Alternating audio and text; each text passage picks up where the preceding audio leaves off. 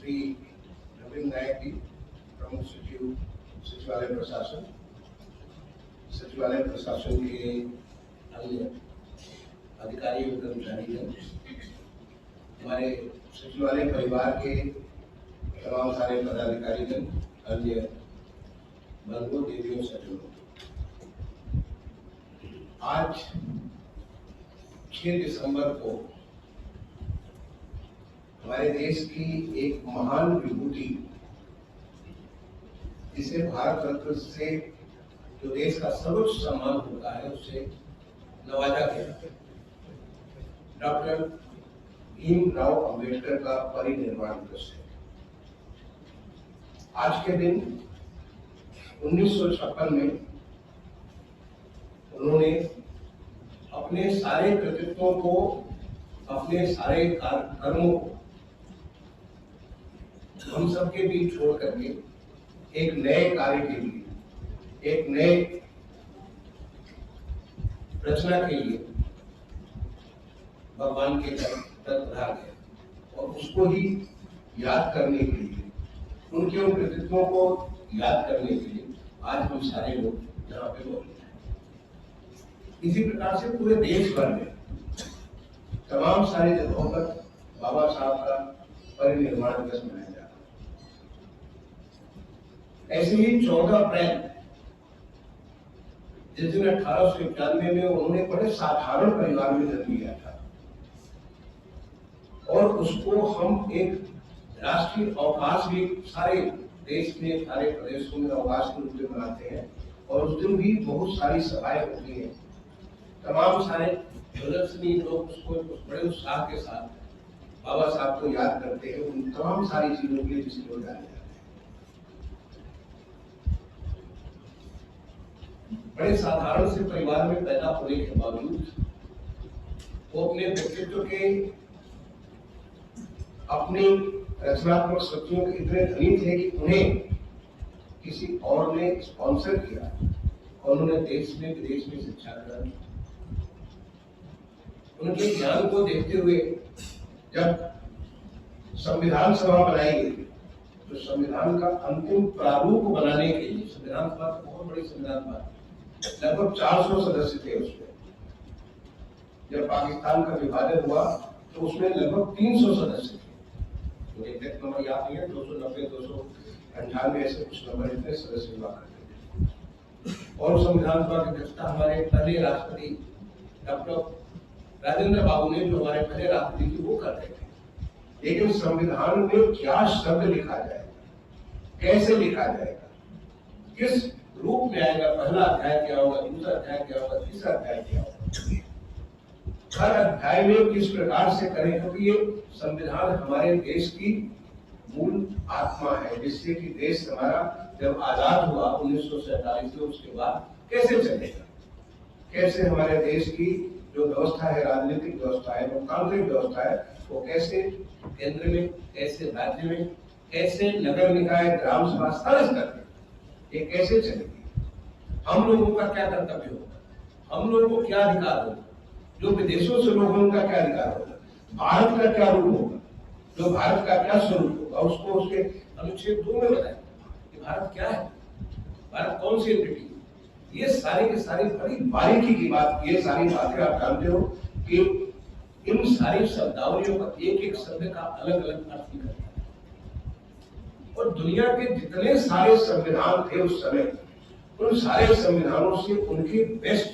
उनका जो सबसे अच्छा पार्ट था, उन सारे पार्टों को हमारे इतना बड़ा संविधान सभा ने बैठ कर एक चीज में विचार करके उन्होंने तय किया कि ऐसा कुछ करेंगे। लेकिन तय तो कर दिया, पर तय करके उसे शब्दों में बांधना, और ऐसे शब्दों में बांधना जिससे कि आने वाली पीढ़ियां उसके अनुरूप काम कर सके। उस संविधान की आत्मा जो कि हमारे संस्कृति, हमारी धरोहर, हमारे जो देश की सैकड़ों सालों से हमारे ऋषियों मुनियों की ये जो धरती है, जहाँ भगवान राम, भगवान कृष्ण, भगवान बुद्ध से लेकर के इतने सारे तमाम सारे देवी देवताओं का जहाँ पे प्रादुर्भाव हुआ, उस धरती पे कैसे हम लोग एक साथ रह करके देश को चलाएंगे, ये बहुत बड़ी जिम्मेदारी है। और उस जिम्मेदारी को बाबा साहब ने बखूबी बहुत ही ईमानदारी से बहुत अच्छे से उसको निभाया। और आज हम सबको गर्व है कि संविधान का, उसकी उनको संविधान का जनक भी कहते हैं, उन्हें संविधान का मैंने क्रिएटर भी कहते हैं, क्योंकि संविधान अल्टीमेटली वही है जो उन शब्दों में बना हुआ है। उन शब्दों से आज देश में जो पिछले 10 सालों में तरक्की हुई है, जो एक आज उत्साह जगा कि आज हमारा देश हम जहां पे है, हम अगले 23-24 सालों के भीतर एक विकसित भारत बनेंगे, एक आत्मनिर्भर भारत बनेंगे, एक ऐसा देश बनेंगे जहां सबकी आकांक्षाओं को पूर्ति करने का अवसर होगा। इसके लिए हमें संविधान को परिवर्तन नहीं करना पड़ा, संविधान के स्वरूप को नहीं बदलना, उस लोकतांत्रिक स्वरूप को जिसमें हमारी एक संघीय व्यवस्था है और उसके नीचे हमारी जो राज्यों की व्यवस्था है और उसके नीचे हमारी तीसरे लेवल पे लोकल बॉडीज की व्यवस्था है, वो सारी व्यवस्था आज जैसी की तैसी उसी को हम उसी के माध्यम से इस देश की तरक्की के रास्ते पर लेके जा रहे हैं। ये बहुत बड़ी चीज है। मैं बाबा साहब की तरह बोलना चाहूँ तो घंटों में बोल सकता हूँ। उन्होंने जो देश को दिया है उसके लिए हमारा देश ऋणी है, हम सब ऋणी हैं। आने वाली पीढ़ियां उनकी ऋणी है कि उन्होंने एक समतामूलक समाज की ऐसी व्यवस्था की जिसमें हम सबको अवसर मिले, और उसी अवसर का असर है कि आज एक साधारण परिवार से जन्मा व्यक्ति, जैसे बाबा साहब वहां से बनकर कानून मंत्री, ऐसे साधारण परिवार से जन्मे व्यक्ति देश के सर्वोच्च कुर्सी पे, जैसे आज हमारी माननीय राष्ट्रपति महोदय है, आप जानते हैं उनके बारे में, उनका बैकग्राउंड जानते हैं। साधारण से परिवार से, एक हमारे आदिवासी परिवार से उड़ीसा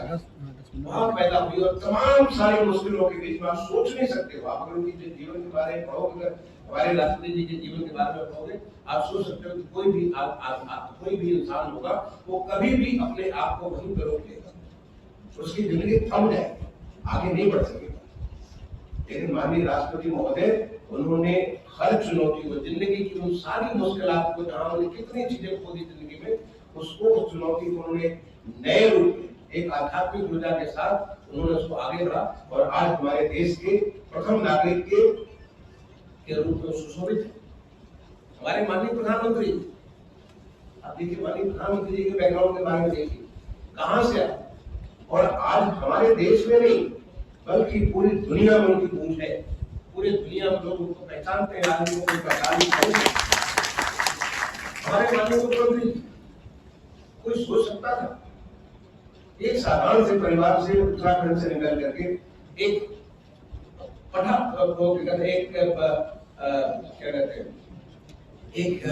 वो पीठाधीश होते हुए, और आज हमारे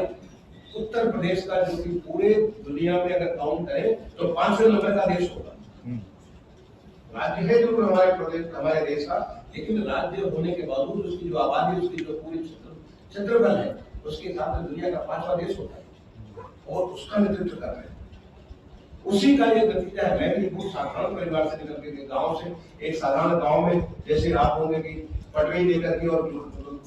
बोरा लेकर के अपने स्कूल में पढ़ने जाते थे, पेड़ के नीचे बैठ करके पढ़ते थे। आज उत्तर प्रदेश का मुख्य सचिव, और ऐसे आप हजारों आपको ऐसे लोग मिलेंगे जो सारे लोग साधारण से जगह, क्योंकि देश ने ये ऐसा संविधान बाबा साहब ने दिया जिस संविधान के तहत हर एक को अवसर है, और ये अवसर कई गुना आज जो है देश में इतना बढ़ चुका है, जो पिछले 10 साल में जिस प्रकार से परिवर्तन की लहर देश में आई है, और इसीलिए एक देश को विकसित देश बनने की आशा हर एक भारतीय ने जग दी है। हर एक भारतीय समझता है कि हम अपने देश को हम विकसित देश के रूप में देखेंगे, जैसे अमेरिका है, जर्मनी है, इंग्लैंड, ऑस्ट्रेलिया है, न्यूजीलैंड है, साउथ कोरिया है, सिंगापुर है। उन देशों को जब आप बात करते हैं तो उनके उसी श्रेणी में हमारा देश भी ज्यादा नहीं, आगामी 2 दशक के भीतर खड़ा होगा। और ये कैसे खड़ा होगा? इस व्यवस्था को, जिस व्यवस्था को बाबा साहब ने शब्दबद्ध किया, इनको शब्दों में डाला, तो मैं समझता हूँ कि बहुत बड़ा उनका जो कृतित्व है, और ये बताता है कि हम सब में इतनी क्षमता है इन ऋषियों की जो देश में संतों के देश में तमाम सारे जो ऐसे जो हमारे देश में इतने सारे जो लोग हुए, उन सब के आशीर्वाद से जो देश की पूजा है वो और ज्यादा ऊर्जावान होती चली जा रही है, और उसको ये हमारी जो व्यवस्था है उस व्यवस्था से आगे बढ़ाएगा। मैं इस अवसर पे बाबा साहब को अपनी तरफ से, आप सबकी तरफ से, और जो लोग नहीं है उन सब की तरफ से मैं उनको श्रद्धांजलि अर्पित करता हूँ। हम सब उनके ऋणी हैं और उन्हें हम हमेशा ऐसे याद करते रहेंगे। बहुत बहुत धन्यवाद।